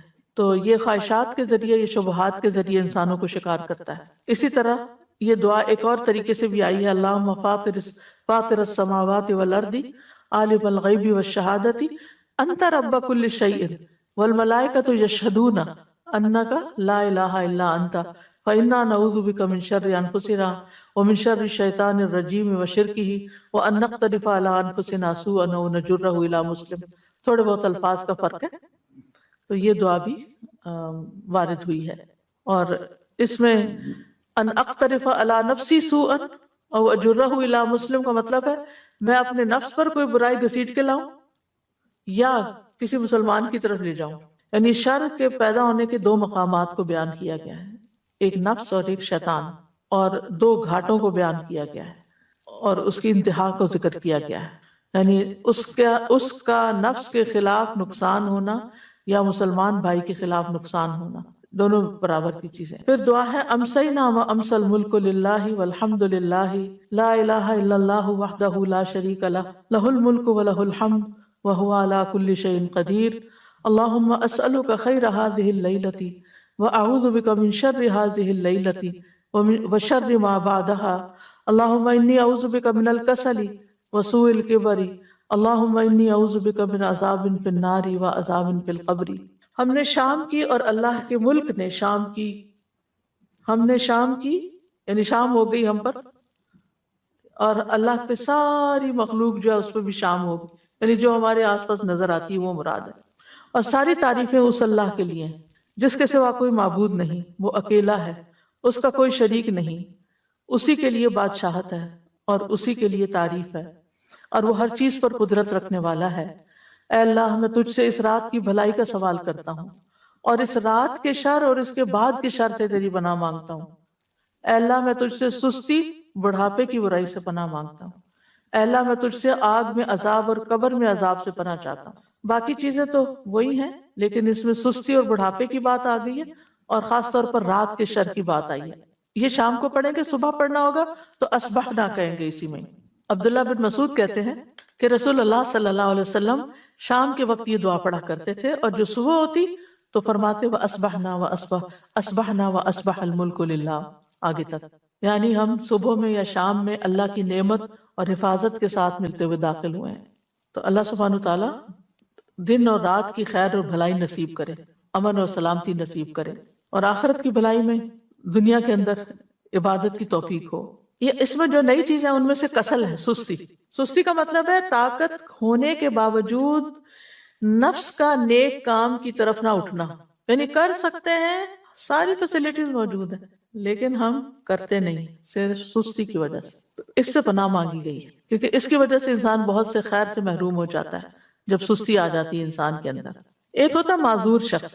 معذور کیا مثلا سن نہیں سکتا, بول نہیں سکتا, دیکھ نہیں سکتا, چل نہیں سکتا, گاڑی نہیں ہے, کہیں جا نہیں سکتا, کسی کی کوئی خدمت نہیں کر سکتا, کوئی کسی خیر کے کام میں کسی علم کی مجلس میں شریک نہیں ہو سکتا کیونکہ اس کی ہینڈی کیپ. لیکن ایک شخص ہے جس کو اس طرح کا کوئی بھی مسئلہ نہیں, پھر بھی وہ نہیں کرتا. تو یہ سستی ہمارے اپنی ہی دشمن ہے. اس سے پناہ مانگی گئی کہ اللہ اس سے بچا کے رکھ تاکہ ہم خیر اور نیکی کے کاموں میں آگے بڑھتے رہیں.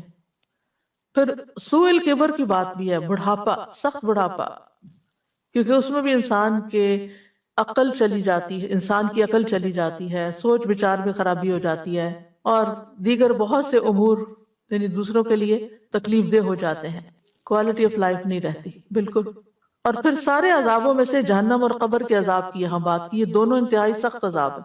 یعنی مرنے کے بعد جو پہلا عذاب ہے قبر کا وہ سخت ہے, اور آخرت میں جو سب سے بڑا عذاب ہے وہ جہنم کا ہے. پھر ایک اور دعا ہے اللہم بک اصبحنا و بک امسینا و بک نحیا و بک نموت و الیک المصیر. اور شام کے وقت اللہم بک امسینا و بک نحیا و بک نموت و الیک النشور. اے اللہ ہم نے آپ کے نام کے ساتھ صبح کی, اور آپ کے نام سے شام کی, اور آپ کے نام سے زندہ ہے, اور آپ کے نام پہ ہم مرتے ہیں, اور آپ ہی کی طرف لوٹنا ہے. تو یہاں صبح شام اللہ کی طرف لوٹنے کو یاد کروایا جا رہا ہے کہ یہ یاد رکھو واپسی بھی ہے ایک دن, ہمیشہ کے لیے نہیں آئے اس دنیا میں.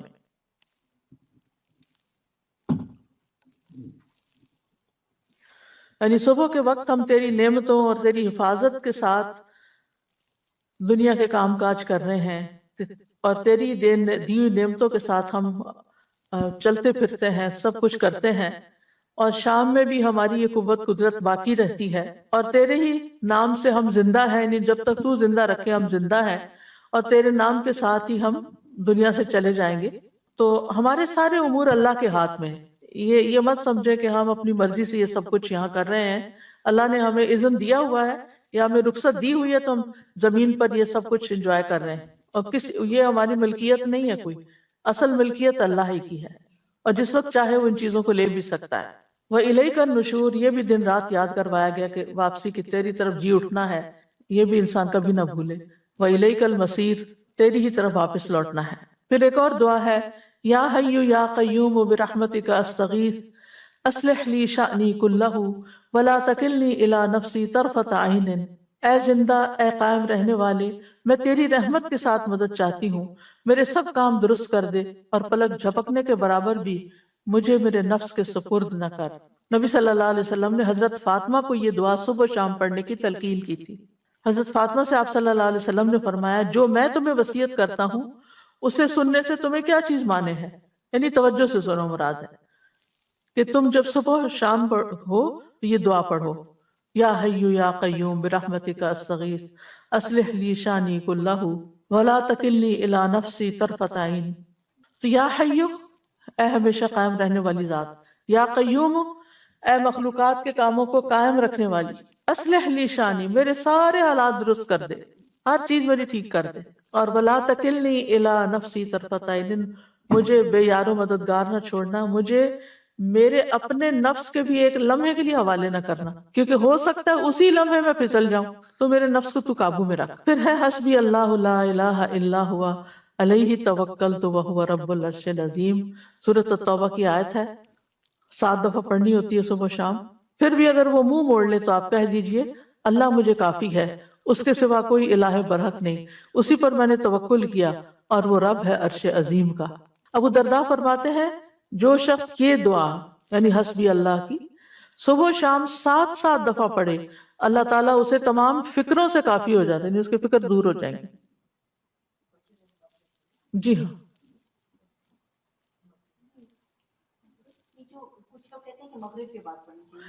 نہیں، مغرب سے پہلے، قبل طلوع الشمس و قبل غروبها. پھر اس میں آپ دیکھیے کہ جو بھی چیزیں آپ کو پریشان کر رہی ہیں اس میں اگر انسان یہ کہے کہ ان میں مجھے اللہ کافی ہے، اللہ میری مدد کرنے والا ہے، بس ہم اس پہ بھروسہ کرتے ہیں، کسی اور پر نہیں، کیونکہ وَمَن يَتَوَكَّلْ عَلَى اللَّهِ فَهُوَ حَسْبُهُ، جو اللہ پہ بھروسہ کرے گا اللہ اس کو کافی ہو جائے گا. اور پھر الذی لا الہ الا ہو، وہی معبود برحق ہے، علیہ توکلت، اسی پہ میں نے بھروسہ کیا، اسی پر اعتماد کیا، اپنے معاملات کو اسی کے سپرد کر دیا، اور وہ عرش عظیم کا رب ہے. پھر سید الاستغفار ہے، اس کی وضاحت پیچھے میں کر چکی ہوں. اللہم انت ربی لا الہ الا انت خلقتنی وانا عبدک وانا علی عہدک ووعدک ما استطعت اعوذ بک من شر ما صنعت ابوء لک بنعمتک علی وابوء بذنبی فاغفر لی فانہ لا یغفر الذنوب الا انت. اے اللہ تو ہی میرا رب ہے، تیرے سوا کوئی معبود نہیں، تو نے مجھے پیدا کیا ہے اور میں تیرا بندہ ہوں. میں تیرے ساتھ کیے ہوئے عہد اور وعدے پر جہاں تک میری ہمت ہے قائم ہوں. میں اپنے کیے کے شر سے تیری پناہ چاہتا ہوں. تیری نعمتیں جو مجھ پر ہیں ان کا مجھے اقرار ہے اور مجھے اپنے گناہوں کا بھی اعتراف ہے، بس مجھے بخش دے، بے شک تیرے سوا گناہوں کو کوئی نہیں بخشتا. نبی صلی اللہ علیہ وسلم نے فرمایا، جو کوئی صبح کو ان کلمات پر یقین رکھتے ہوئے کہے گا تو اگر اسی دن شام سے پہلے اسے موت آ جائے تو وہ جنت والوں میں سے ہوگا، اور جو ان کو رات کو کہے گا اور وہ ان پہ یقین رکھتا ہوگا اگر وہ صبح سے پہلے مر گیا تو وہ بھی اہل جنت میں سے ہوگا. تو اس دعا کو یعنی اس استغفار کو پکڑ لینا چاہیے. اس میں آپ دیکھیے کہ اللہ کو اپنا رب کہا گیا، اللہ تو ہی میرا رب ہے، تو نے مجھے پیدا کیا، تو نے مجھے رزق دیا، تو ہی میرے تمام معاملات کو درست رکھتا ہے. پھر شرک کا انکار، لا الہ الا انت، تیرے سوا تو کوئی الہ ہے ہی نہیں. خلقتنی، اس میں توحید پیچھے الوہیت آئی اور خلقتنی ربوبیت آ گئی، تو نے ہی مجھے پیدا کیا. وَأَنَا عَبْدُكَ، اور میں تیرا ہی بندہ ہوں. وَأَنَا عَلَىٰ عَهْدِكَ وَوَعْدِكَ مَا اسْتَطَعْتُ، میں تیرے عہد اور وعدے پہ قائم ہوں جتنا مجھ میں استطاعت ہے. یہ کون سا وعدہ؟ عہد الست، الست بربکم، جب سب نے کہا تھا ہاں اللہ تو ہی ہمارا رب ہے. اعوذ بک من شر ما صنعت، میں تیری بنا لیتا ہوں اپنے نفس کے شر سے، یعنی جو خرابی میں نے کی اور اس کا وبال مجھ پہ آنے والا ہے وہ مجھے، میں اپنے آپ کو پروٹیکٹ نہیں کر سکتا، مجھے تیری پروٹیکشن چاہیے. غلطیاں میری ہیں، کیونکہ جب آپ غلط کام کرتے ہیں تو اس کا خمیازہ تو بھگتنا پڑتا ہے. اللہ غلطی تو ہو گئی لیکن اب اس کی سزا نہیں بھگت سکتا، نہ دنیا میں نہ آخرت میں، اس کے لیے میں پھر تجھے ہی تھام رہا ہوں، میں اپنے کیے کے شر سے تیری پناہ چاہتا ہوں۔ یعنی ہر غلط کام کا ایک شر ہوتا ہے۔ تیری نعمتیں جو مجھ پر ہیں مجھے ان کا اقرار ہے، ساری نعمتوں کا۔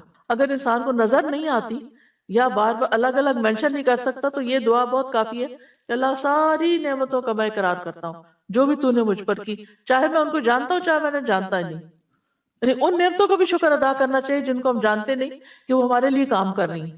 بس مجھے بخش دے، بے شک تیرے سوا گناہوں کو کوئی نہیں بخشتا، کوئی بخش سکتا ہی نہیں جب تک اللہ نہ بخشے۔ نبی صلی اللہ علیہ وسلم نے یہ استغفار سے کھایا، پھر فرمایا جو کوئی صبح کو ان کلمات پر یقین رکھتے ہوئے کہے گا، اگر اسی دن شام سے پہلے اسے موت آ جائے تو وہ جنت والوں میں سے ہوگا، اور جو ان کو رات کو کہے گا اور ان پر یقین رکھتا ہوگا، اگر وہ صبح سے پہلے مر گیا تو بھی اہل جنت میں سے ہوگا۔ کتنی خوبصورت دعا ہے یہ۔ اب کچھ ایکسٹرا چیزیں ہیں جو 100 بار پڑھنے کی ہیں، جیسے سبحان اللہ العظیم و بحمدہ، اللہ بڑی عظمت والا ہے، اپنی تعریف کے ساتھ پاک ہے۔ رسول اللہ صلی اللہ علیہ وسلم نے فرمایا جو شخص سبحان اللہ العظیم و بحمدہ 100 مرتبہ پڑھے اور اسی طرح شام کو بھی 100 بار پڑھے تو اس کے برابر مخلوق میں کسی کا درجہ نہیں ہو سکتا۔ ایسا شخص درجوں میں سب سے اونچا ہے۔ تو اس سے یہ بھی پتہ چلتا ہے کہ 100 سے زیادہ بار بھی پڑھا جا سکتا ہے، کیونکہ اللہ تعالیٰ کی تسبیح پہ کوئی حد نہیں، کوئی قید نہیں ہے۔ یہ جو تسبیح ہے یہ حمد کے ساتھ ہے، اور جب حمد کے تعریف کے ساتھ تسبیح ہوتی ہے تو اس کا مطلب یہ ہے کہ اللہ تعالیٰ کو ہم ہر عیب نقص سے پاک قرار دے رہے ہیں۔ پھر ایک اور ذکر ہے سبحان اللہ الحمدللہ اللہ اکبر، بڑی خوبصورت حدیث اور بڑی آسان اگر کسی کو اللہ توفیق دے عمل کی۔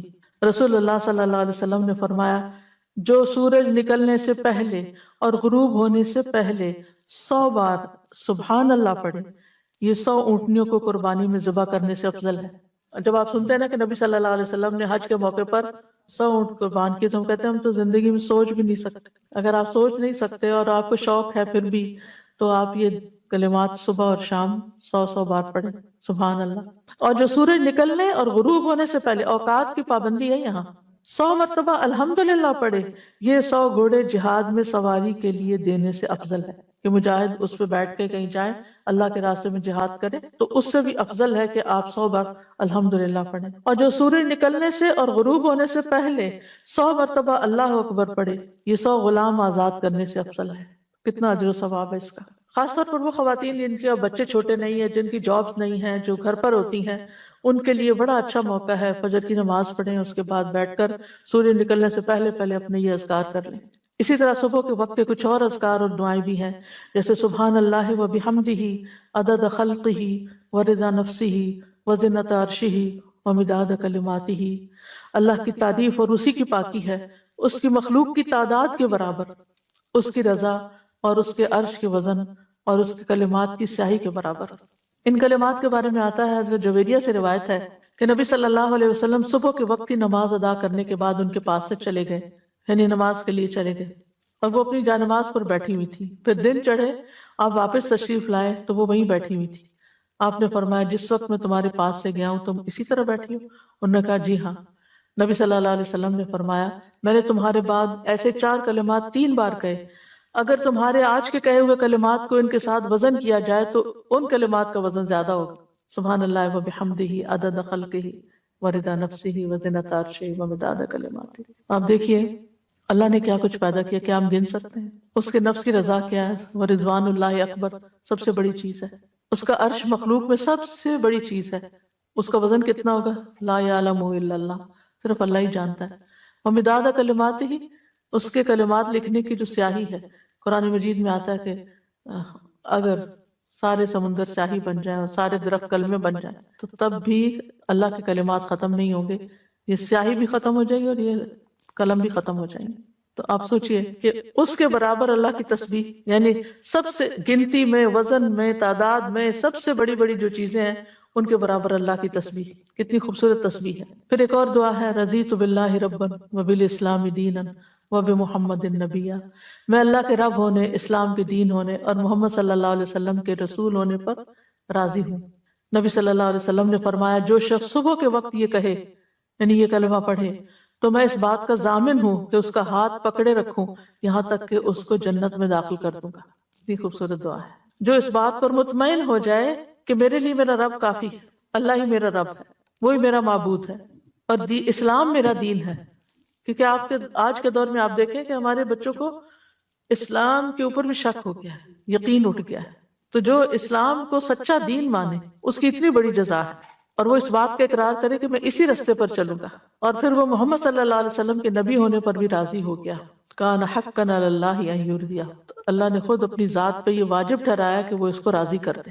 پھر ایک اور دعا, اللہم انی اسألک علما نافعا ورزقا طیبا وعملا متقبلا. اے اللہ میں تجھ سے فائدہ دینے والے علم, پاک رزق اور قبول ہونے والے عمل کا سوال کرتا ہوں. حضرت ام سلمہ کہتی ہیں جب صبح کے وقت نبی صلی اللہ علیہ وسلم نماز سے سلام پھیرتے تو فرماتے اللہم انی اسألک علما نافعا ورزقا طیبا وعملا متقبلا. ہر روز انسان کو یہی چیزیں تو چاہیے ہوتی ہیں, فائدہ مند علم بھی چاہیے ہوتا ہے, اور پاک صاف حلال رزق بھی چاہیے ہوتا ہے, اور جو عمل وہ کرے اس کی قبولیت کی گارنٹی بھی چاہیے ہوتی ہے. اور اصل میں تو عمل مانگ رہے ہیں نا کہ اللہ نیکیوں کی توفیق دے دے. بالکل, علم جو ہے وہ روحانی ضرورت پوری کرتا ہے ہمارا, اور رزق جو ہے کھانا پینا وہ جسمانی ضرورت پوری کرتا ہے. تو جب یہ تین چیزیں اس کا ٹارگٹ بنے گی صبح صبح کہ یہ تین چیزیں میں نے دن میں حاصل کرنی ہے, علم حاصل کرنا ہے, رزق کمانا ہے, اور پھر اچھے عمل کرنے, تو پھر وہ اپنے پلان کرے گا, دن کو ٹارگٹ سیٹ کرے گا. اور یہاں آپ دیکھیں کہ رزق سے پہلے علم نافع کا سوال کیا گیا سب سے پہلے. آپ دیکھتے کہ اکثریت ہماری علم نافع سے پہلے رزق کو رکھتی ہے. ٹھیک ہے وہ ضرورت ہے, لیکن اس سے یہ پتہ چلتا ہے کہ جہاں رزق کے کمانے کے لیے انسان کوشش کرتا ہے وہاں پر اس کو علم حاصل کرنے کی اس سے بھی زیادہ کوشش کرنی چاہیے. کیونکہ رزق کمانے میں تو سارے مددگار بن جاتے ہیں, لیکن علم حاصل کرنے میں آپ اکیلا ہی آپ کا شوق ہوتا ہے, آپ کو خود ہی اسٹرگل کرنی پڑتی ہے.